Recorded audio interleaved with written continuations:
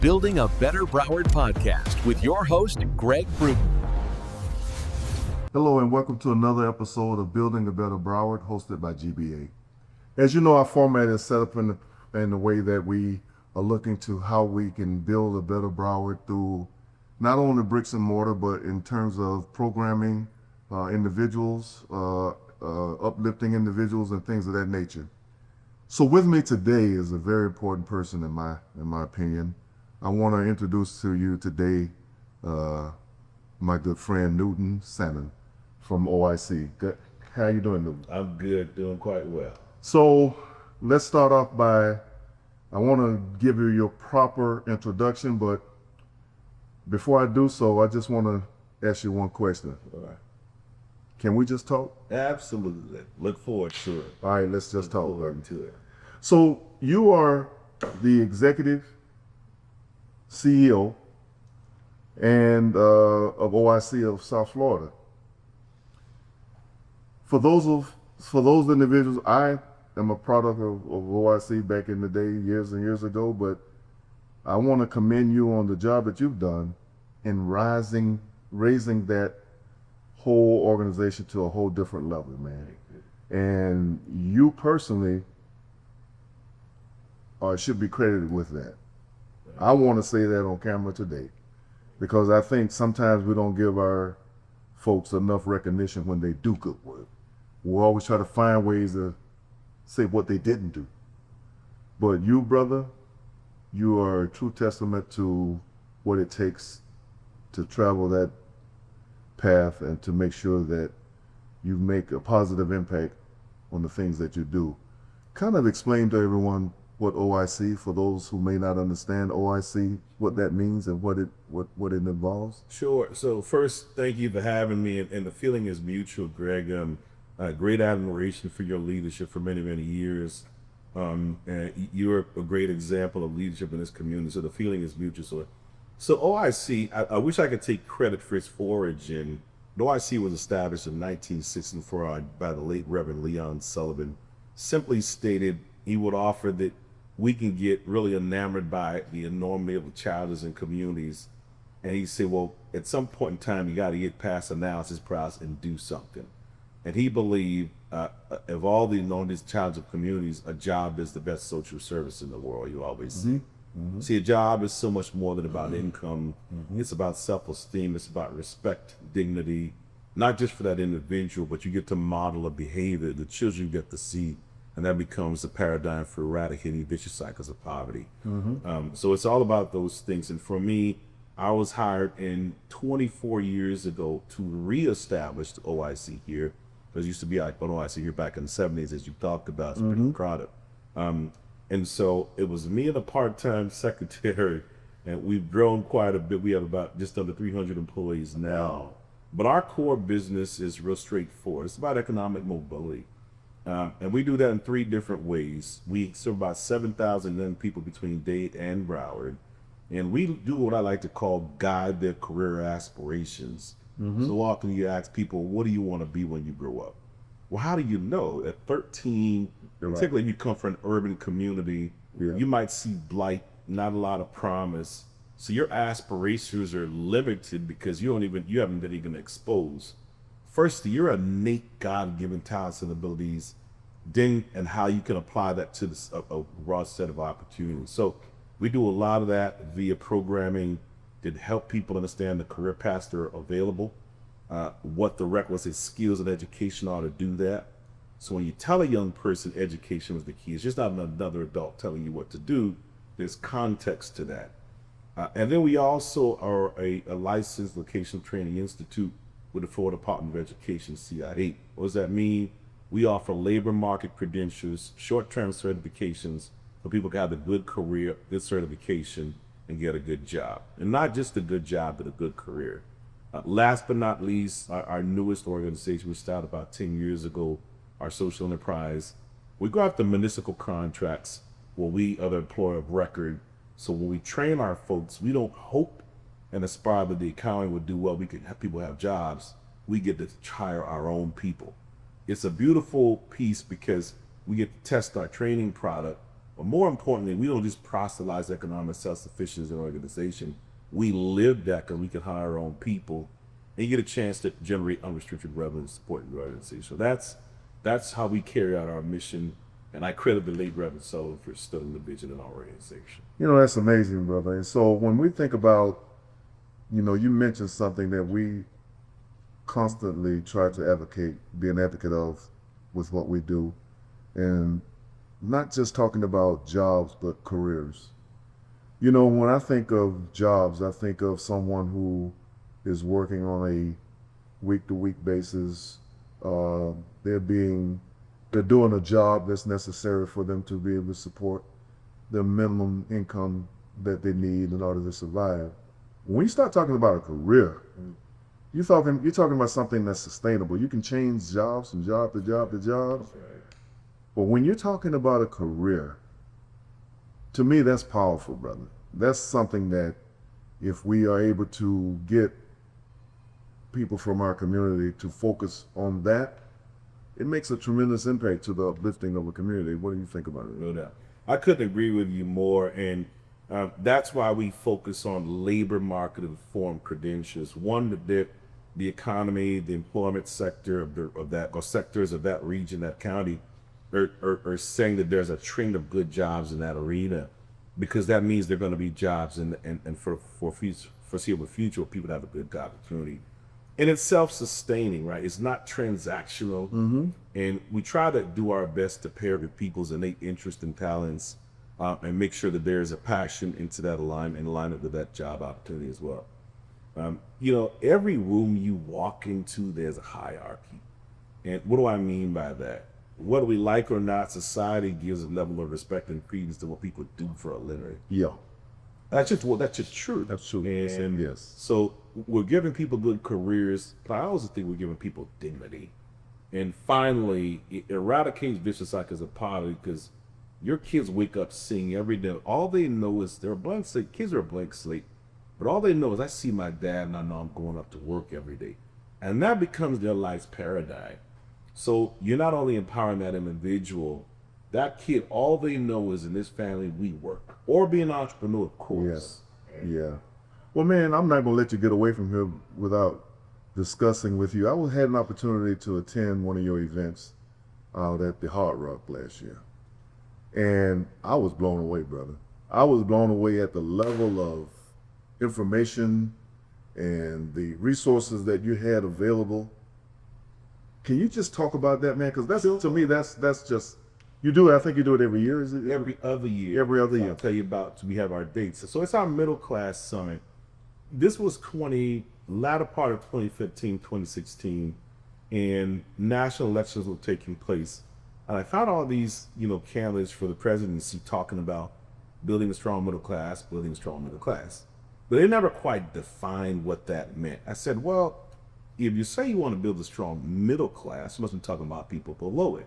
Well, that's our sweet spot. People who are aspiring to be a part of the middle class, but may not have the requisite opportunities and success to do so. Yes. So we're always going to do our kind of blocking and tackling, if you will, of training people, placing them in jobs. But I said to my board, it's time to be a thought leader and a convener, and a regional convener, because we have operations in Dayton, Broward. So the term middle class have been kind of birthed in the economic ecosystem, political ecosystem, and had traction there. So we said we're going to do our middle class summit. I want to thank and shout out the Seminole Tribe of Florida, who's been our title sponsor partner throughout the entire journey since 2016. And so it's a convening of the superintendent of Dayton Broward, both mayors of Dayton Broward, the Federal Reserve Bank. We've had the White House there each time, the assistant secretary, the secretary of labor each time, businesses, community stakeholders, mayors, county commissioners. It's a broad convening of all stakeholders. And why do we do that? Because to have a strong economic ecosystem, strong middle class, you need all these sectors first defining it. And if nobody's talking about what it is, then how do you get there? And you need transportation, you need healthcare, you need education, you need policymakers. So it's a regional convening, and even folks nationally coming, and even internationally, because we brought in our OIC last time, to get together to first align and define what it even means to be in the middle class, and everybody contribute their respective solutions and strategies and commitments. Because I didn't just want something where we're just doing a lot of talking. And I'm proud to show that we continue to move the needle and convening. And I will announce today, and by the way, this is my first public time in sharing it. So you're first to hear it. Okay, all right. 2026, September 9th and 10th. I probably should again once again with the Seminole Tribe before we're going to kick off our next middle class summit. And why do we do it around that time? It's not a political event because we're 501c3 and we don't want to make it political. But we do it on the heels of midterm and general elections because it's a fertile time where everybody's just talking about issues.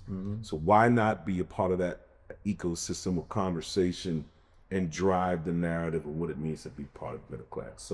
So you've heard it here first, September 9th. That's fantastic, man. We're going to do it. I really do appreciate you hearing that. It's coming first from on our podcast here, where we're being able to announce something that's been tremendous and continues to grow.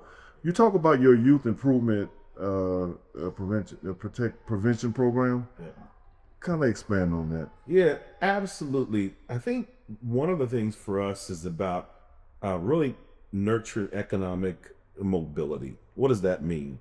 Particularly in urban communities, a lot of these young folks, fortunately, they aspire. And look, you and I played ball. You know, Right. the Orange Bowl committee, and I'm deeply Yeah. proud of that. Work for the NFL like he's a dog. So I love sports like Yes. NFL, right? Yes. But so often our young people in urban communities, when you ask them, what do you want to be when you grow up? Yeah. Way too often the default go-to is, I want to be a football player, Yes. I want to be a basketball player, I want to Yes. be a rapper, I want to be Yes. Beyonce. Yes. That's fine, right? But we often know that there are very few and far Those jobs are opportunities. very few. Yeah. And even if you make it, what's the average stint for NFL these days? What, 3 years? So you got a lot more living to do. And in addition to that, if you want a vibrant economic ecosystem, you got to have people who can bring talent. Yes. So there's misalignment because people don't even know what they want to do. So they flounder and they wander around. They would have no hope and no guidance. And so what you have high rates of incarceration, teen pregnancy, sometimes substance abuse. Because once again, a job is about dignity. You take out opportunity and preparedness, lack of dignity, what do you have? A community that doesn't have hope. That's how you have these challenges in certain communities. So with young people, we serve as many as we can, get out in front of that. You get these young people to be introduced to their passion, their purpose, introduce them to a profession or entrepreneurship. Tell you something, man, you got to get out of the way. As you light a fire in them, as you introduce them to who they are. And I believe all of us on this world, this planet, are trying to find a sense of meaning and dignity. And that's what we do with our young people. And that's why when they say, what are your aspirations? What do you want to be with them? We try to curate and guide that so it's informed, so they can know how to answer that question. And you touched on that, and I want to expand on that myself. Both of us being ex-athletes, and I'm quite certain you, like myself, when we got into it, we thought that we would have a long career in professional sport, right? And for various reasons, I had an injury, but I think back on my college career and the people who I associated with or played high school ball with, moving on to college, I'm thinking of a couple of hundred people, to be conservative, that I've had in my life that had that same vision. And there were only, out of that couple of hundred, maybe 3 of us that had that opportunity to ever get to the next level. So you think about that, and what you're doing is so important, man, because to capture our youth at a very young age, to give them something to fall back on. For me, and I'm certain for you, we sort of prepared ourselves for it. We had people in our ear and we were listening, and we understood that even if you did make it, it's not, you see so many athletes retiring at 23, 24, 25, in your mid-20s or early 30s. You have an entire life to live. A lot more living to do.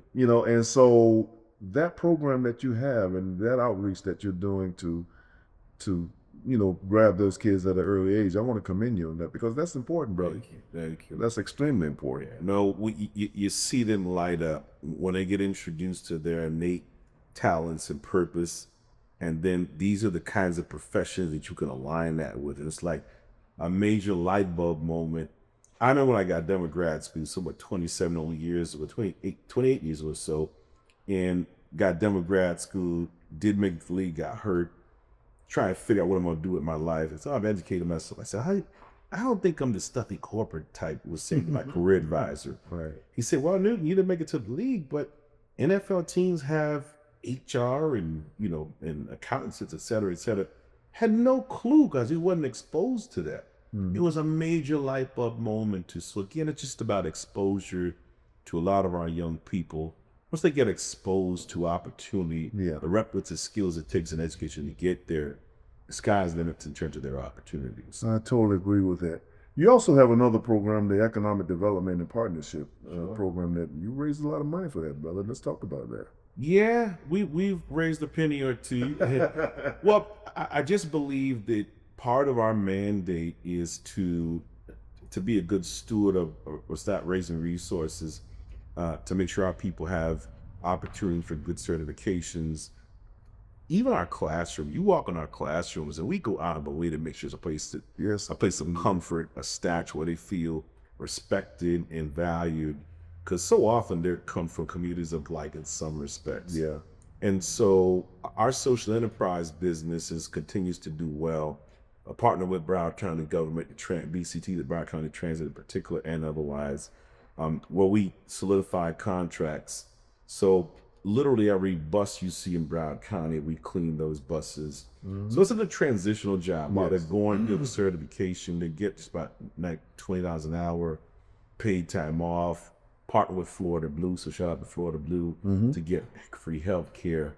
While they're getting their training, getting the chance to educate themselves, but also get a chance to make some revenues or feed their families while they navigate economic challenges. And so it continues to do well for us. Got about 137 employees on that company. And I love it because they get a transitional job to stabilize themselves while they get a good career. So they don't have to worry about the economics. Right, yes. In large part. Yes. Yeah. Well, man, I tell you, I have to commend you on this because you gave me an opportunity to come in and speak to your group. Absolutely. At one point. And I was so pleased to see how attentive they were. Now, these were people who were looking for information, looking for someone to come in and give them something that would inspire them to continue to do what they have set out to do. And I guess your staff must be someone a group that you are tremendously grateful for as well. No doubt. Yeah, I was so happy to have you come. They hear us talk all the time, but to get a diversity of different voices, talk about our real opportunities is always a value add. I take it so personal that people could come to you for all kinds of services, but people come and put at our footstep the prospect of their economic stability.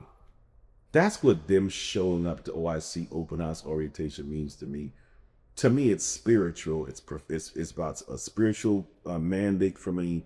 It's a professional mandate for me. It's certainly a personal one. And so bringing in people like yourself to expose them about opportunities that are coming in the community, how we want to partner with you to train folks to participate on that. It's a major blessing, and we'll continue to have you back even more so. But I'll tell you what's interesting is, you're right, they're always so tuned in. They're so curious. Is this going to be the opportunity where life will be different for me? Yeah. And you see it in their eyes, right? Yeah. And there's a measure of doubt, not because they don't trust you per se, right? But the consequences are so great.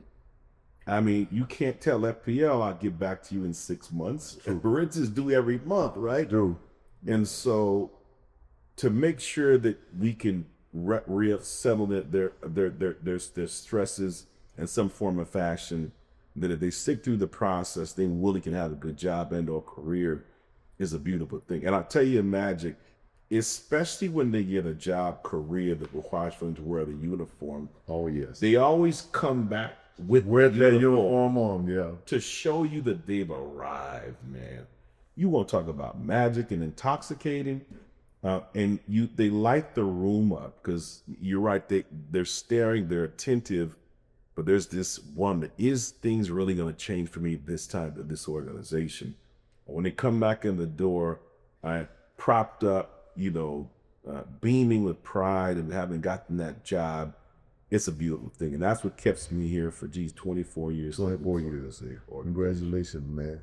You know, Newton, you and I both have had a long career in public service, and we've seen a lot of things happen within our communities.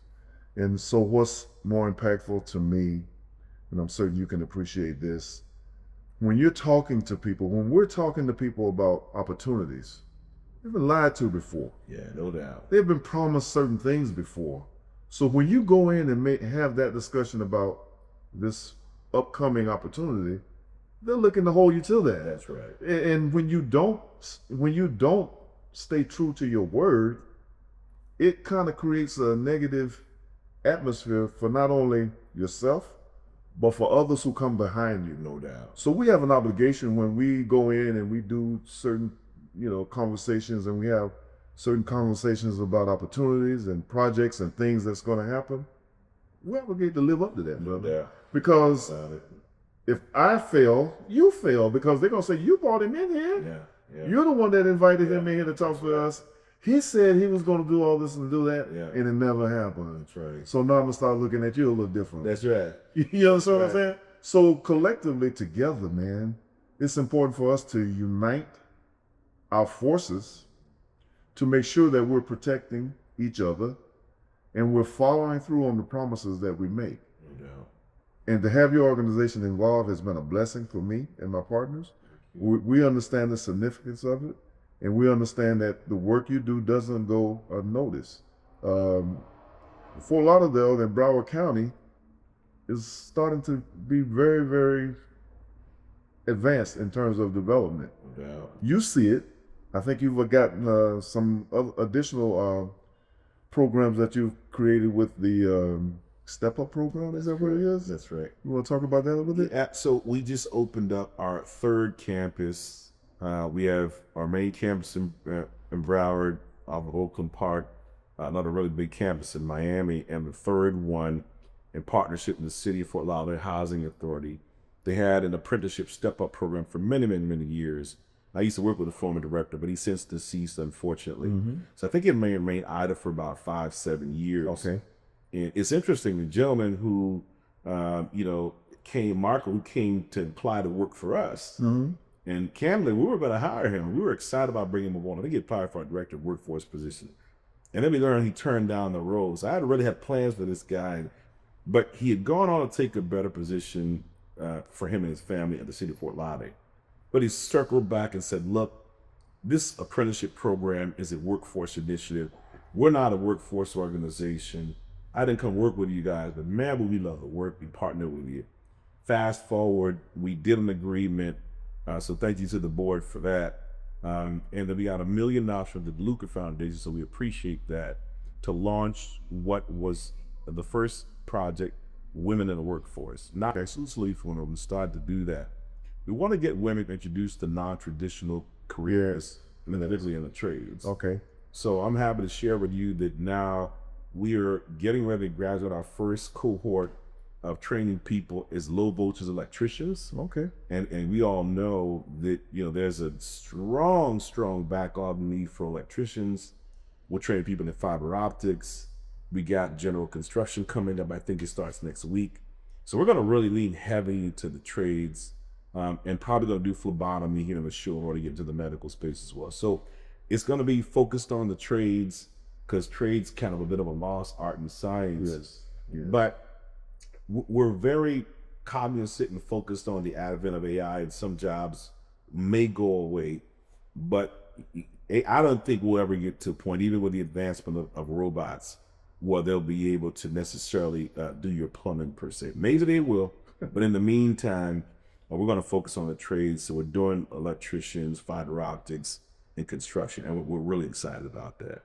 Well, brother, I know that you've done you keep your ear to the ground. You just continue to do things. You continue to take your operation to a whole different level, man. As I said to you earlier, I remember as a kid, and you talked about how it was, OIC in the 70s. Well, OIC in the 2025 and beyond is I don't know that I could not have envisioned that it would be at this level, man. I never in my mindset, I never thought how impactful what you do is to this entire county and beyond. You know, and to me, man, I'm so appreciative of having the fact to be able to sit with you and talk about these things. But let's kind of sit and talk about a personal level. You know, what are your aspirations? I know you're on the Orange Bowl committee. I know you're doing some other things. You're heavily into sports. You know, how do you see that progressing in your life? No, I love the Orange Bowl committee is full circle about collegiate athletics, which I certainly love. I chair community outreach. The Orange Bowl, we do so much. In fact, I just had the convening of all my chairs and vice chairs. We do 151 activities, programs, and events throughout this community. And so many people know about our game. Well, we convene 65,000, 64,000 people each year for our game. And this year will be different. I'll talk about that in a second. But it's a full circle of all my passions: collegiate athletics and community impact. And so we do a lot of work in the community that people don't always know about, but we really encourage them to lean into our work. This year will be different for us because we have the quarterfinal championship. We're also hosting the national championship. So a ton of economic impact this year in particular and beyond. But along with the CFP, the college football playoff system, and the foundation, we do something called Extra Yard for Teachers. Well, even just last 2 weeks ago, we honored the head coach, the baseball coach, who, if I get this right, won 5 state championships and 7 national championships. Wow. So we surprised him, check, to really just honor him, and he could use that money for his classroom and his business. So that's the kind of impact. We do the work literally, and we also nurture and seed those educators who do the work in partnership with us. And so just love the work we do at the Orange Bowl. Shout out to our current chairman, Henry Crockett, with the Crockett Foundation, another phenomenal organization we partner with as well. So love the Orange Bowl. I love good group of folks. It's a lot of fun. We do a lot of work in the community. And that's exactly what we're talking about, man. When we talk about building a better Broward, a lot of times, as I said earlier, people think of building a better Broward is all directed towards a development that's happening. But when you're developing young minds, when you're contributing back to the community that you serve, and seeing the impact that has on individuals, on families, on communities, that's building a better Broward in itself. No doubt. I mean, you think about it, looking at something in the office today, you saw, we hosted the semifinal championship, had a phenomenal game, Penn State and Notre Dame. Here we are convening 65,000 plus people.